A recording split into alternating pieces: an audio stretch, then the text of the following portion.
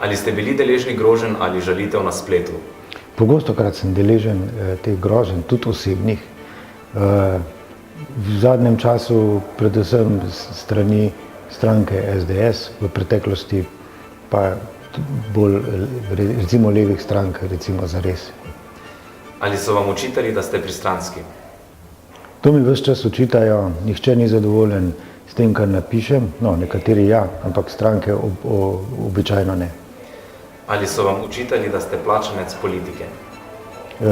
Tudi to mi večkrat očitajo, pri čemer je zelo zanimivo, da mi levi očitajo, da sem plačanec SDS-a, SDS pa mi očita, da sem plačanec Liste Marjana Šarca. Ali so grozili vašim bližnjim ali jih kako drugače nadlegovali? Mojim bližnjim niso grozili ali nadlegovali, so pa se recimo na mailu ali pa po medijih, svojih portalih spravili na mojo ženo. Ali so vam kdaj skušali preprečiti objavo prispevka oziroma vas prepričati, da česa ne objavite? Ne, mislim, da niti niso poskušali, ker vejo, da temu ne bi niti uspeli.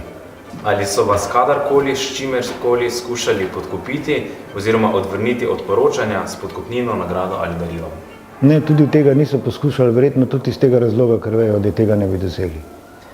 Ali so vam grozili s tožbo?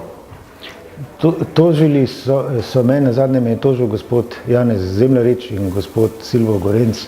Na sodišču sem zmagal, tako da če mi kdo toži, ni noben problem. Vedno sem pripravljen iti na sodišče.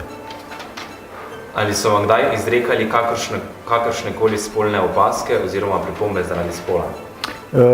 To glede spola ne, ker sem pač moški, vse je pa eden od sedanjih poslancev SDS-a obrignil ob mojo starost in mi je očital, da sem ostareli prodani primitivec. Se kdaj bojite zase ali za svojo družino oziroma bližnje do te mere, da česa ne bi objavili ali celo nehali delovati kot novinar?